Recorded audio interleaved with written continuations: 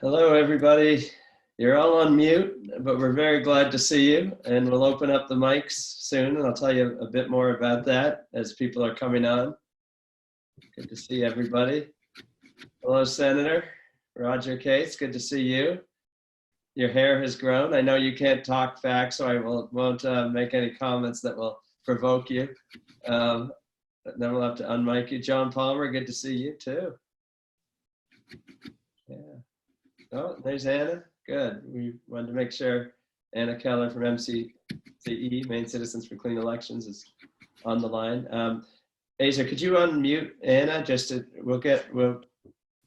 Anna will speak on the agenda when we get there, but let's unmute Anna so she can just be part of this at the front end. Yep, you're unmuted here, Anna. Hello, Anna. Hi, Jeff. Hi, everyone. Good to see you. Okay, we're going to try to stay on time. Some people will be coming in. I'm Jeff Clements, president of American Promise, and Azor Cole, at least on my screen, is up there on the left, working the controls, and he'll be unmuting folks. I think I see John Brodigan, at least his photo there. Good to see you, John. He'll be unmuting folks as we get to it, opening up the conversation. Amy Cartmell is right in the middle there. Raise your hand. And Amy is, along with Jane Gallagher, who I'm not sure is on the phone, but I see some other folks from the Maine American Promise chapter. And Amy helps, she'll say more about that as we get going. And Kimberly Clinch with American Promise is on the call as well. And other friends, including my wife, Nancy Heselton. Hi, Nancy. Who's downstairs. So I say all that by way of saying this is, and I see Henry Laughlin as well. In many ways, this is an old Maine reunion with a new Maine campaign that we want to share with you because it's so important and so exciting. It's called Stand With Maine. Many of you know about it. You're signed up for it. But we want to start opening it up to even more Mainers. More than 1,000 Mainers have already signed on. Including not only former elected officials who are on our board at American Promise, like our advisory council, like Olympia Snow and Tom Allen is supportive. Senator Roger Cates, as I mentioned up there in the corner, raise your hand, who's been helping to do outreach with the legislature, but people from all walks of life all over the state. And the reason is we have a challenge and a huge opportunity. The challenge is Maine is vulnerable with the 2020 election to an even more egregious application of the massive power of money in our political system. And the reason, of course, is the Senate race, but it's been a trend that's been affecting elections up and down the ballot. But particularly when you get a national Senate race, massive amounts of money from outside the state, outside interests are pouring in, drowning out the voices of Mainers and impacting the very nature of the campaign itself. Just by giving you an example to frame this, in New Hampshire, which had a similar Senate race in 2016, there was $132 million spent. One race, 700,000 voters in New Hampshire, $132 million, almost all of the money from outside the state. It's already started, as you know, in Maine. And again, the trend line is almost all of the money coming from outside of the state in that Senate race. And so that's the challenge, and it's part of a national challenge. And that's what American Promise exists for. We are, our mission is to unite and empower Americans across all of the different divides we may have to work together to win the next amendment to the US Constitution, which will save our democracy and republic from this scourge of powerful money that is really corrupting and drowning out the voices of the people. Maine helped start this. Maine Citizens for Clean Elections helped start this. Anna's going to say more about that.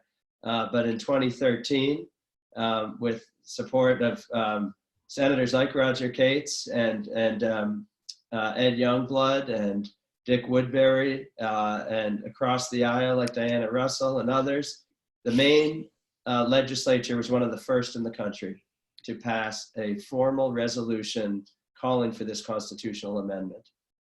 Anna will say more about that. We can talk more about that, but the relevance of that is that it started something in the country. And American Promise started late 2015. And now here we are in 2020, 20 states have now followed Maine's lead, calling for this constitutional amendment. It has massive cross-partisan support of over anywhere between 80 and 90%, depending on the polls. Ballot initiatives have happened in some of those states, including in Massachusetts in 2018, 72% yes on this constitutional amendment and creating a citizen commission for it. So this is a people-driven, state-based driven campaign that will end up with a 28th Amendment to the US Constitution. And the effort that you're all part of and that we invite you to help bring more Mainers into this will drive this amendment out of Congress and do what the cynics say we can't do anymore, which is win a constitutional amendment. That takes 2/3 of Congress, takes ratification in 38 states. But we are doing it, you are doing it, and Maine is now poised to help finish what you started, what we started in 2013, to help bring this across the finish line, because the 2020 election is key. Whoever goes to Maine, whoever goes to Washington, whether it's Susan Collins, Sarah Gideon, any of the other candidates, and in the House side races too, they need to stand with Maine, support this amendment that has deep cross-partisan support, and this campaign has deep cross-partisan support. So this is not about picking, which candidate should be there. It's to make sure any candidate elected by Maine voters stands with Maine in this exciting project. That's the goal. We'll ask you to, if you're not on board already, at the end of this, if it sounds good to you, to sign on. We'll tell you how to do that and how you can help sign on more people and why that will have such a powerful impact in November and around the country to get this amendment ratified very soon. And we're talking not just some 50-year project. We're talking about getting this done in the next few years. So this is really essential. The campaign's off to a great start. Now it's time to bring it further. And I know we're all on Zoom because of the unfortunate situation in our country and in Maine. I know Nancy and our two boys are hunkered down in Portland, and her family in Gardner, and I know your family. So we are thinking of all of you and your friends and family. And this campaign is consistent with that kind of community building and support rather than division and partisanship. And we'll meet people where they are. And if you're here tonight, we're glad you're ready to dive in. And we all will be patient with all of our fellow citizens who may be struggling and need to focus on either health or economy or other immediate issues. But we do believe that this 2020 election is so important that what we build now and over the next few months can have a powerful impact. So thank you for being here. We will have time to talk much further, but we want to make sure we bring Anna into the conversation. First, let me just turn it back to Azor very briefly to introduce Amy Cartmell, Jane Gallagher, our wonderful chapter in Maine that's doing so much, and then we'll circle back and bring Anna in, and Maine Citizens for Clean Elections, and then open it up to conversation. So back to you, Azor. Great. Thank you, Jeff. And my name is Azor Cole, for those of you who I don't know. I'm the state manager for American Promise, and really honored to be on this call. Special interests really profit when Americans are divided. And the big challenge with the issue of money in politics is, well, Americans agree that this is a big problem, and our challenge then is to unite. And it's a big challenge to really get the ball rolling sometimes, and it takes really heroic individual acts of civics, how we organize in our communities and how we decide to participate in our democracy. What it means to be a productive citizen is really the sort of core question that is so important to ask ourselves. And it's fantastic being on this call, seeing so many familiar faces. I see Henry and Jane's on the call, and many others who, I've been really thrilled getting to know, and no one more so than Amy Cartmell, who got the ball rolling by starting a Maine chapter of American Promise over a year now. Over a year ago. Time has gone by quickly, but in that short amount of time, you guys have already had meetings with members of Maine's congressional delegation, both in Maine and in Washington, D.C. Really helped kickstart this Stand with Maine campaign, going in person to the polls when, things were still open and something we could all readily do, and collected over, 1,000 petition signers to really just start this campaign with rocket fuel. And I'm just thrilled to turn it over to you, Amy, to share a little bit more about what the chapter's been doing. And thank you so much for being here. Yeah, thanks, Azor. And thank you for everyone who's joined this meeting. We have been busy for sure. We actually started out with a launch party back in February of 2019, which was really fun and successful. We had about 75 people come to that party in Portland. And then we got right to work with a small group of people who was, many of whom are still very committed to this cause. Our focus was getting the word out. So I think that our group was fortunate in Maine in that the Maine legislature had already passed a resolution calling for the Maine legislature to support any 28th Amendment legislation. And so really, in other states, the chapters are tasked with trying to get resolutions passed in their state, like Massachusetts just did. But in Maine, that was already done. So our job has been more to get the word out, kind of keep that movement alive. And in doing so, we've focused on a number of different areas. One has been writing letters to the editor, and our members have gotten letters to the editor into the Portland Press Herald, the Forecaster, and the Bangor Daily News. We also had an op-ed written by Henry Laughlin, who's on this call, who wrote an excellent piece that was in the Portland Press Herald. We also focused on meeting with elected officials or their staff. So we started out meeting with Angus King's staff. We wanted to make sure that all of our elected officials are understanding that the majority of Mainers are behind the 28th Amendment and also asking for their support. So we were assured by Angus King's staff that we were preaching to the choir and that he would definitely be on board. We also met with Susan Collins' staff, both in Portland and in Washington, D.C. We had great conversations, which are ongoing with her staff.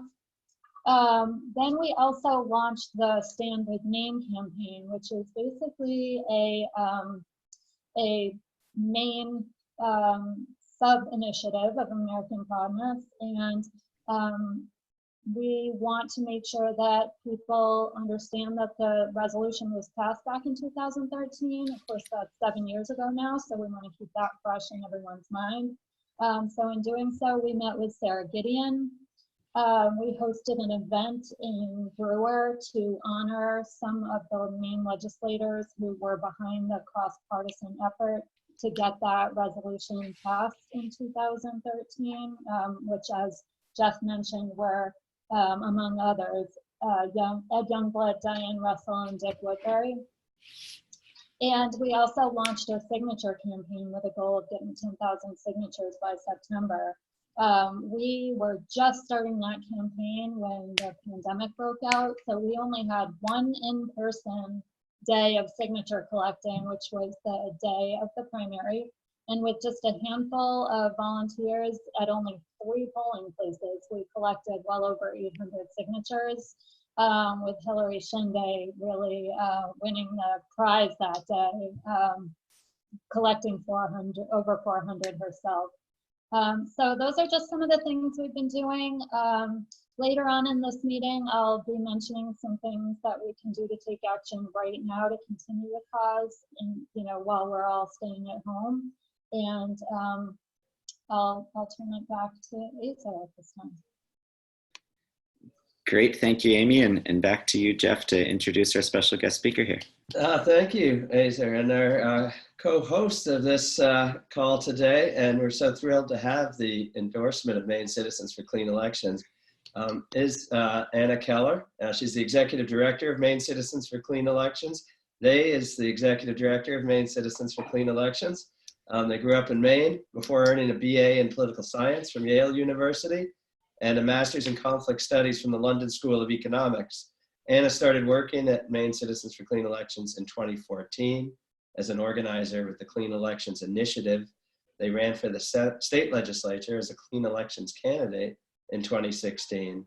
And in 2017, Anna was appointed as the first joint executive director for Maine Citizens for Clean Elections and the League of Women Voters of Maine, Maine Democracy. Anna, we're so glad to have your support. Your leadership is powerful for the state and for all of the efforts, not only with this constitutional amendment, but so many important issues in Maine. So thank you, and let me turn it over to you. And if I could, let me just remind people, if you're new to Zoom, the chat feature is down at the bottom. Just click on chat. You can type questions for any of us as we go, and we'll try to get to them. And then when you're ready to raise your hand and ask a question, you can start anytime. We'll get to that. You just go to participants and look for your name, and you'll be able to raise your hand. So feel free to join the conversation by chat anytime and by raising your hand, which is over in your name under participants. So Anna, back to you. Thank you so much, and take it away. Thanks, Jeff and Azor and the American Promise team, and Amy for the great work that you've been doing in Maine. I definitely feel you with both the challenges and the fun of doing signature collection at the polling place and realizing that, oh wait, people really do support this once you start talking to the real people out there. So Maine Citizens for Clean Elections, it's been part of the fight to get a constitutional amendment to reduce the influence of money in politics pretty much since right after Citizens United. We've been in the fight for reducing money in politics longer than that, since the passage of Maine's Clean Elections program in the 90s. But as we all know, the fight got harder post Citizens United and other Supreme Court decisions. And right from the beginning, Maine was not going to stand for that. We knew that the Supreme Court had the wrong idea here, and that the only way that we were going to be able to get our politics back on track was to get it back in the hands of the people. And so back in 2012 and 2013, MCCE and lots of committed Mainers started collecting signatures on a petition to our state legislature, asking them to support a constitutional amendment to overturn Citizens United. So we went to the polls in 2012, collected a bunch of signatures, got a lot of people to stand up and say that they supported this policy, contacted their legislators, got legislators to support it. And in 2013, we were successful in passing a resolution that redirects the Maine legislature to, the Maine legislature is directing our congressional representatives to support a constitutional amendment and to work for it, not just passively to support it, but actively to work to achieve a constitutional amendment. And this proclamation passed with a bipartisan support of the Maine legislature. And so since then, we've been under this direction, and we've had some legislators and some members of Congress that have supported and co-sponsored constitutional amendments, And we have others that haven't taken that position, but we have a really clear directive already from the people of Maine and from the Maine legislature to support a constitutional amendment. And so now what is incumbent on all of us is to take that mandate, refresh it, show that people are still paying attention. And if anything, the years since 2013 have only made us more committed to getting rid of big money in politics, and that the next step is to push for that constitutional amendment. One thing that I do want to say is that while we are working really hard for a constitutional amendment, we are still living in the world with the rules as they are. And so in order for us to not feel like elections are passing us by and things are getting worse and worse, it's important that we're also looking at the reforms that are possible even without a constitutional amendment. And so at MCCE, we've been working to defend the Clean Elections program, to expand it, to make sure that it's well funded and the candidates are able to run using clean elections. If you haven't already, you can look up who's running in your district and who's using clean elections. Many of them would be happy to get a $5 check to help them qualify, since they can't go door to door to do that right now. But that's one way to see who is taking that step and making sure that they're being responsive to their constituents. And another problem that lots of states have looked at, but Maine hasn't yet, is corporate contributions. 22 states and the federal government ban direct contributions from corporations to candidates, and Maine doesn't. So this is a low-hanging fruit reform that we can get to keep building the case, to keep growing our advocacy muscles and getting us through to the ultimate solution that we're going to need in terms of a constitutional amendment. So if any of those steps, and especially this corporate contribution ban that we're working up toward, is something that you're interested in, we're going to have a webinar going over our brand new report on corporate contributions and digging in on that topic and what we can be doing about corporate contributions in Maine next Wednesday at noon. If you go to the Maine Clean Elections website, that'll be there. Really excited to be working with American Promise and with all of you on all of the different facets of this campaign, so we can make our democracy work. Great. Thank you, Anna. And Kimberly's rocking the emojis. You can do that down at reactions and just click. We only get 2 choices. I'm sure more are coming, but that's definitely a thumbs up to Maine Citizens for Clean Elections and Anna. Thank you. So we want to open it up. There's already some questions and conversation happening in chat. That is wonderful. Keep it coming. But if you want to raise your hand again, just go to participants and hover over your name, or you won't even need to hover over your name. You'll see at the bottom an option for raise hand, and we'll take questions and comments as you raise your hand, and we'll get to those. Let me just say, kicking off kind of where it's going from here and what the context is for this strategy. There's been some questions in the chat about that. And the idea we set out in late 2015 when we launched to get this done on a 10-year game plan, that we thought that the problem was getting worse, the governance in this country and the division was getting worse, that time was not on our side. And that has proved to be true. But let me share the good news, which is we're 4 years or so into it, that 10-year game plan to get this done and ratified and in the Constitution, and a much better foundation with a lot of other reforms that are happening, including in Maine, like ranked choice voting, one of the leading states. Things like that are happening around the country. So we think we are in this reform moment over the next several years that goes along with the sort of destabilized and dangerous moment in many ways for democracy. So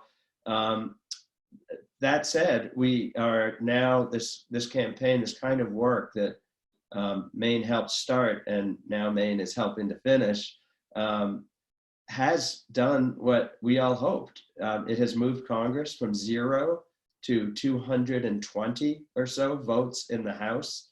We need 290. You need 2/3 of Congress. So we're at about 220. That's on target. We're at about 40. We're at 47 in the Senate, including Angus King. We need 67. And so and then we need 38 states to ratify it. So we're looking for the vote in Congress right after the 2022 election. So that's why 2020 and 2022 are so important. And that's why cross-partisanship is so important, because most of those votes in Congress right now are Democrats, which there are reasons for that we can get into if you want. But that's not true in the country or the states. As Maine showed, a lot of Republicans support this in state houses. We passed the Wyoming House, which is all Republican virtually. Deep support and growing support on the Republican side. That's why Olympia Snowe and Al Simpson and other Republicans around the country are leaning into this and encouraging their members of their party to get on board. And they're using not sort of progressive arguments, they're using Republican arguments like free enterprise, crony capitalism and deficits, and the rights of the states and federalism to control their own destiny. And that's why this outside money question is so important and powerful, a driver of a unifying response. So we are bringing more and more Republicans on board in the House, and we have some work in the Senate where we think, we think Susan Collins can and should and be totally consistent with what she went to the Senate for and her support for McCain-Feingold to get on board this. Others like Lisa Murkowski, Cory Gardner, other Republicans in the Senate, we think will get on board this. We have to help them overcome the Mitch McConnell problem because he's against this. So that's the challenge. And we don't do it in a partisan way. We do it with elections count, issues count, and if Mainers unify and stand together, the election will go forward. Mainers will make Mainers' choice on this, and whoever wins, again, will be well poised to be a leader and get us over that finish line. So that's the strategy. Azor, you're watching for hands, right? And I'm looking over in the chat. I see some questions, which I might kick back to you, Anna, for 3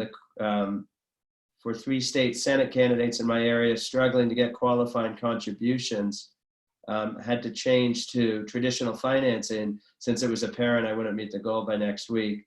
Seems more like the pandemic was the problem. I'm surprised at how people are not engaged. That's coming from Christy on the phone. Maybe if we could just unmute Christy, Azor, Christy Miner. Christy, can you hear us? Yeah. Yes, I can hear you. Thank you.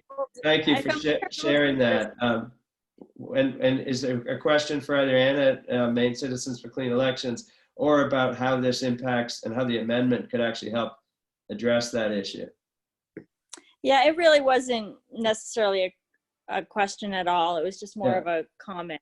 Okay. I'm first-time candidate, and I really have always supported candidates with Maine Clean Elections, and I'm really excited about the fact that that's a possibility in Maine. But I got on the ballot, but I didn't. There, I'm off my video here. But I figured, well, the nice thing about the Clean Elections is you can do it.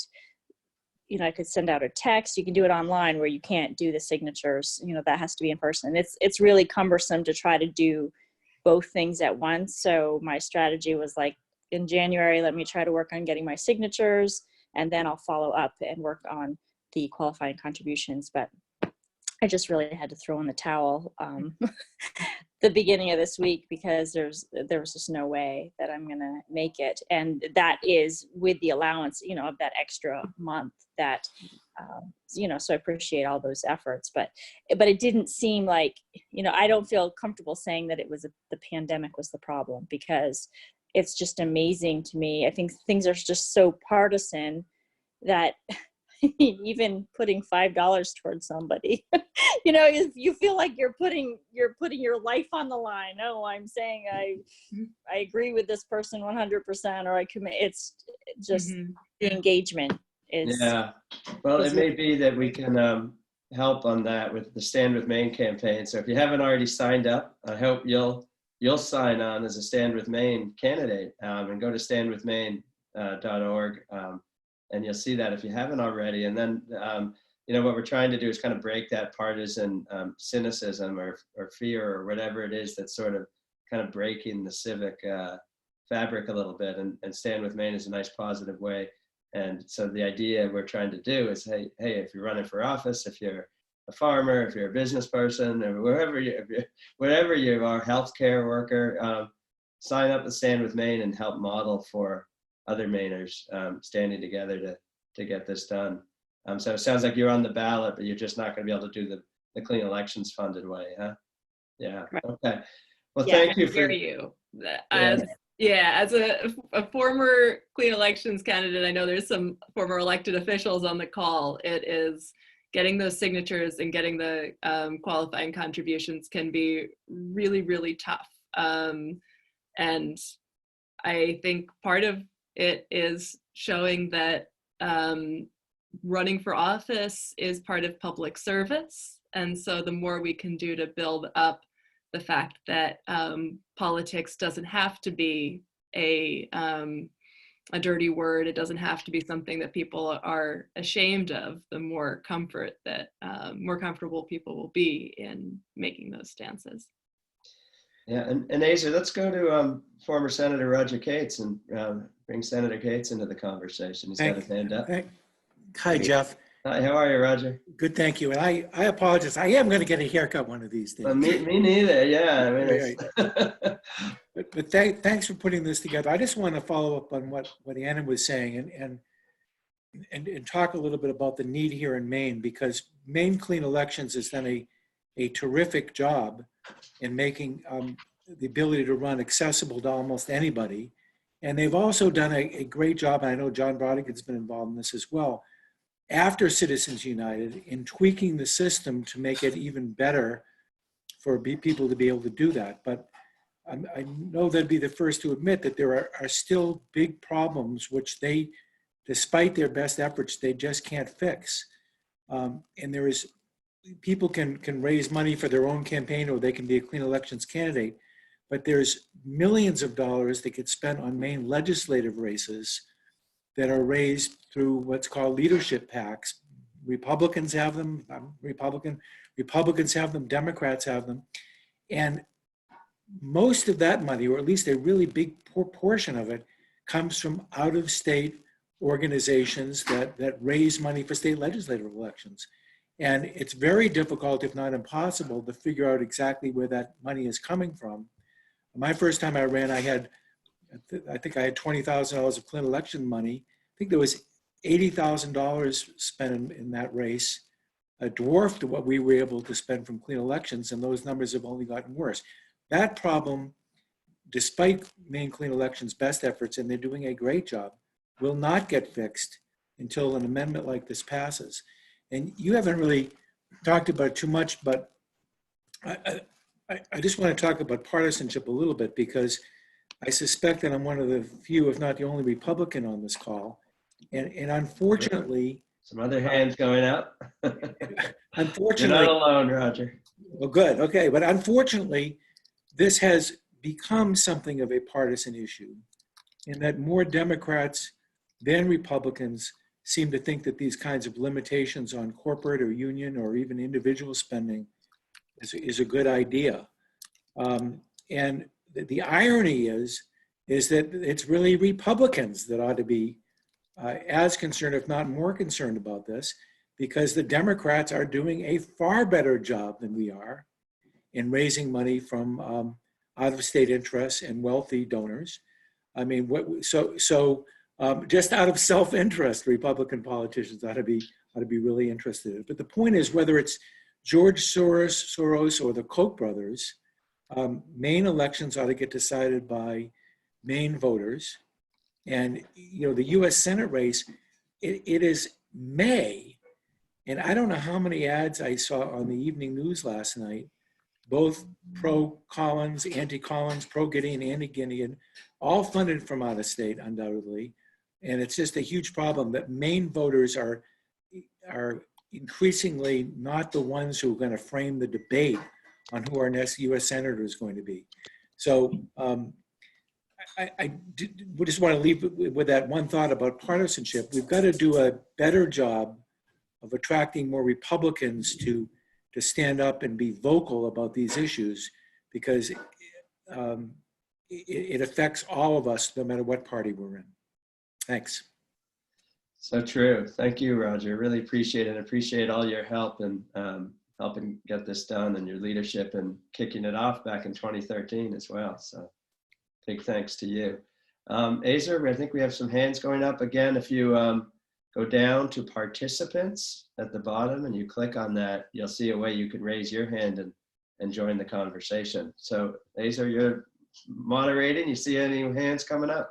Yeah, I see a great question actually in the chat here. It's from Jonathan Hops, and he says, there's a lot of party efforts to reach voters right now, and how might we dovetail with other outreach efforts, being done from Democratic clubs, being done from Republican clubs, and just outreach from other groups in general? How might we seize on some of that civic energy and work together on this?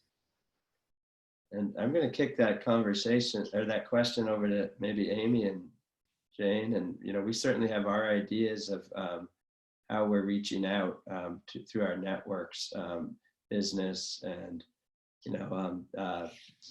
Dave Trahan is signed on, the executive director of Sportsman's Alliance, and those kind of networks and organizations can help reach a lot of people. And to Jonathan's question, there's obviously campaigns and political parties that you can reach. But maybe Amy, do you want to offer some of your experience, whether it's with the chamber in Waterville or other outreach, and particularly if, and maybe Roger can help on this question too, about Jonathan's question about the political parties on each side. Maybe the Stand With Maine ask can go out with some of that work on both sides. Sure. Yeah, it's a great question, and one that we were just discussing, actually. Azor, Kimberly, Jane and I had a conversation about this just yesterday, and I think one of the things on our short list of things we'd like to accomplish in the near future is brainstorming other groups, because I do think reaching out to an individual is great, but it's only one person. If you reach out to a group that has any kind of cross initiative, then you can reach just so many more people that way. So we do plan to brainstorm groups to reach out to. We would love help with that if you are interested in making suggestions or helping us with that. I think it's almost easier in a way to think of the possibilities of groups that we could reach out to, and then there's setting about making those relationships. So we can definitely use help in both the brainstorming area and the reaching out area. So anyone who's interested in either of those aspects can definitely let us know. Great, thanks, Amy. Azor? Yeah, I think Amy hit it on the head. This is the issue that people can agree on, whether you're an issue group or whether you're a explicit party group. I think it's a fantastic sort of connecting issue. And in the chat, there's a follow-up question from Catherine Bieberstein. I apologize if I mispronounced that, but asking Jeff, if that can be sort of followed up on explicitly, sort of what are some of the best ways to reach out to other groups and sort of connect this issue maybe to, whatever issue it is that people are interested in. Yeah, sure. So let me just share some experience. I think like everything, and the beautiful thing about Maine is it's still a place where people talk to each other and families are connected, and your networks, and our politics has gotten so partisan, but people are actually, believe it or not, able to talk with each other and have conversations about this still across all kinds of partisan lines. And the best way is through your own networks and affinities, and families. And so it really depends on each situation. But one thing we're asking tonight, if you haven't already, is first, of course, to sign on to this Stand with Maine statement. And that, I just shared that link in the chat again, and we'll follow up with that. That helps us get to 10,000, but it also helps us identify leveraged opportunities to have impact. Example, Dave Trahan, I mentioned, the conversation with him started because he, frankly vented a little bit about Mike Bloomberg spending so much money and his feeling that Mainers were losing losing control of the future of the state and the destiny. And from his perspective, of course, the outdoors, hunting and fishing and Sportsmen's Alliance issues were part of that. But it's like, rural life and people who live there were kind of getting just pushed aside as the money poured in. And so he shared that with his, in the newsletter of the Sportsmen's Alliance and signed on to Stand with Maine. That has huge impact through that network. So if you're in a Rotary, we have a Rotary presentation. If you're in a business network, we have a business presentation. We have materials that you can share if people want to learn more. But I swear, sometimes it's just a matter of having the conversation and asking, and people are ready to sign. As the thing they want to know most is sort of what Christy alluded to about the partisanship. Just making sure, is this really cross-partisan? Is this really Maine citizen-driven? And it is, and we show that. It's total transparency. So many of you who've signed on have your faces on Stand with Maine. Thank you very much. And that shares and shows that it's really that these networks can help. And now the question, I think, is how will it be part of the election in the fall? I think the idea is, you go past 10,000 sign-ons, you get this network support. It's demonstrably people in Maine across partisan lines. It's business, it's labor, it's environment, it's across the board. It's very hard for a candidate who's then asked, "Will you stand with Maine?" to say no to the voters. And so we believe if we all do this right, it won't be like a partisan edge about how it has impact in the elections. It'll be a demand of Maine voices and Maine voters that'll be impossible to say no to. And that will help everybody. It'll help Maine. It'll help Republicans, as Roger said, realize that, of course we should support this. This is not only good for the country, it's a political winner. And if they don't support it, there's consequences. And that's what elections are for. So that's how we think this can have impact. I think is that Matt? Matt Sawyer is raising his hand both in the chat, and now I see you, Matt, too. So I hope I answered that question, but let's bring Matt into the conversation. I think we should have an amendment that would allow presidents to be elected by a popular vote. Without the Electoral College, people like George W. Bush or Donald Trump would not have been president. All right, Matt, thanks for that point. It's an interesting thing that when we do constitutional amendments in this country, we often, they don't happen like one at a time. They happen in moments like this, where there's a lot that seems to be, Americans are asking questions like, does this work anymore at all? And almost every time we've done constitutional amendments, we've done 3 or 4. And not just after the Civil War, not just in the Progressive era, between like 1962 and 1971, we did 4 constitutional amendments. Another destabilized, difficult time in many ways for the country. So we think we're in one of those, and our focus is on this amendment that we're talking about. But Matt's question is happening around the country where people are asking, why don't we have term limits and an amendment? Is the Electoral College working anymore? And should the presidency be picked that way? those are good debates. We don't answer that debate at American Promise. We think it's, there's complicated arguments on both sides of whether the election of the president should be by popular vote rather than the Electoral College. States like Maine actually may or may not have more say depending on what the answer is. But it's I think a validation to Matt's question, and that the ERA is back in play, and that we're seeing Republicans and Democrats talking to each other about, hey, you love term limits, we love this getting money out of politics amendment. Let's work together, and that'll get us to 290. We think that's the kind of moment that's happening, and Matt's question underlines that too, that we are in one of those big reform opportunity moments. What actually gets over the finish line, we'll know in, I think, 10 years and look back and see a lot of stuff actually change. So that's my perspective, but thank you, Matt, for that question. I appreciate it.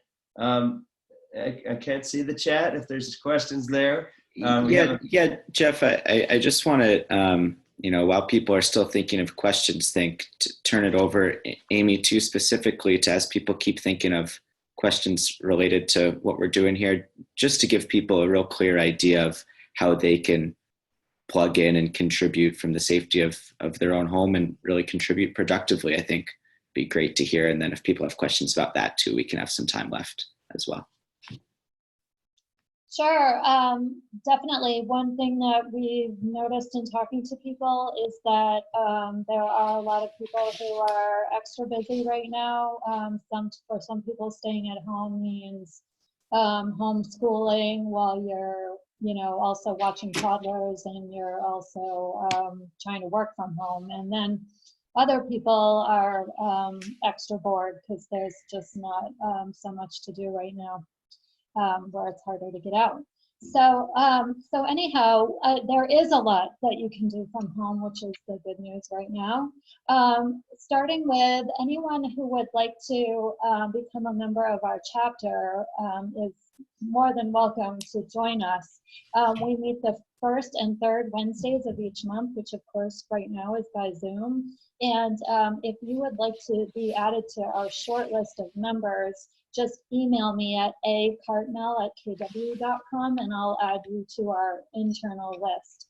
The other way is to go to standwithmaine.org, which Jeff has included a link to in the chat.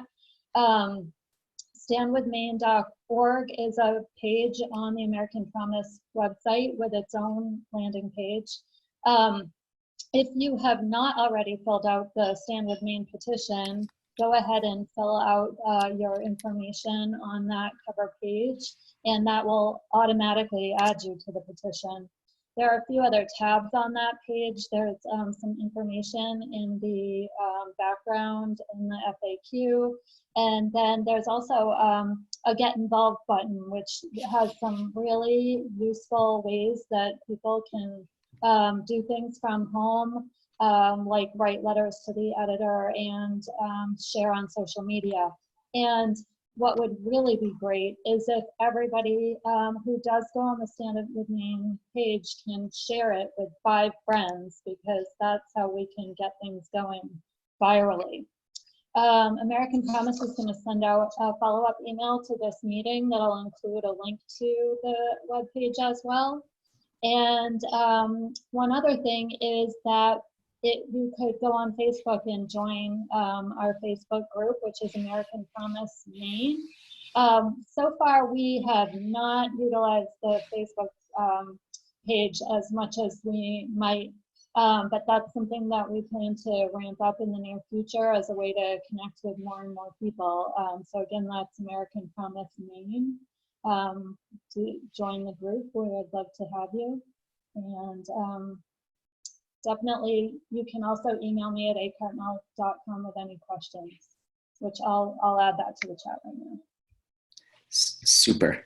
Thank you so much, Amy. And yeah, we'll send a recap email to everyone on this call with all of those things that Amy just laid out. But would encourage everyone, if you're at your computer right now, go to standwithmaine.org, and that Get Involved button, which Amy mentioned, will make it really easy to, let your networks know about what we're doing in Maine and why this is so crucial to get done. I just want to flag a really thoughtful comment in the chat from Jonathan about, when we get back to normal, whatever normal looks like, that we don't go back to exactly where we were before, but, we are more open-minded, and I'm paraphrasing or, intuiting maybe correctly or incorrectly, Jonathan, but more empathetically and with more understanding of our fellow Americans than we were before, a chance to sort of build things back better than they were. I think just a great sentiment to hit on here. Yeah, thanks, Jonathan, and thanks, Azor. And hey, if you're looking for inspiration, like I often find in history about that, one of the 4 amendments that happened between 1910 and 1921 was, of course, the 19th Amendment, women's right to vote. And after decades of struggle, it passed 2/3 of Congress on June 6th, 1919, coming out of the last terrible pandemic in this country, coming out of World War I, coming out of a really hard time. And it, I think, shows that the kind of dynamic that Jonathan's hoping for and referencing actually happens in real life, that there's a lot of hard sort of times as the old system is not working anymore. And in America, we've always shown the capacity to renew it, and the amendments and other reforms are a big part of that. So if they did it in 1919, we can do it in 2020. So Anna, do you want to add anything before we let people go and try to catch up with the winning 400 signature gathered sign-ons, and you only need to get 5 to get in the race? Anna, anything you'd like to say? No, I think you ended that out really well. When we look back at that history, which with my other hat with the League of Women Voters, we were spending a lot of time talking about this year, it does make you hopeful that they were fighting through so many of the same challenges, both, large scale global problems and all of the struggles of organizing that we have on a daily basis. But they were able to succeed, and I think we will too. For sure, for sure. All right. Well, we have actually to that, Anna. We will do this. There we go. Practicing the emojis. So thank you, everybody. Amy, any last words from the chapter? And there's many chapter members on the call, so thank you all, and Jane and everybody. Amy? No, I'd just like to thank everyone for their interest and joining the call tonight. And I would, if anyone wants to talk to me individually, just shoot me an email. We can chat by phone, and I can fill you in on everything we've been doing. I know I've mentioned that we got started about a year ago, but I just want to assure everyone that there's plenty left to do and lots to get excited about. So, join now. It's there's lots more to come. Well, great, thanks. And if you need to reach any of us at American Promise, Jeff C. at AmericanPromise.net, Azor Cole, Azor C. at AmericanPromise.net. Amy, do you want to share your email address, or we can get email to you too? So. Yep, it's I've added it to the chat, and it's Cartmell at kw.com, and definitely reach out by email. When I respond, you'll have my cell phone too, which is in my signature. Great. Well, everyone stay safe, healthy, and active in renewing it, so we can fulfill that wonderful vision that Jonathan has challenged us to see coming out of this darker chapter. So Roger Case, thank you again for sharing what you said tonight, and for all of your work. Anna, thank you so much. So great to see you, and your critical, important work that you do at not one organization, but 2. So pretty amazing. Thanks to everybody. Thank you, Anna. Yeah. Thank you. We will. Azor, sign us off. All right, I'm gonna unmute everyone here. If you feel so inclined, say a little good night, and thank you all for being here, you guys. Be well. Hey, good night. Good night, everybody. Good night. See you soon.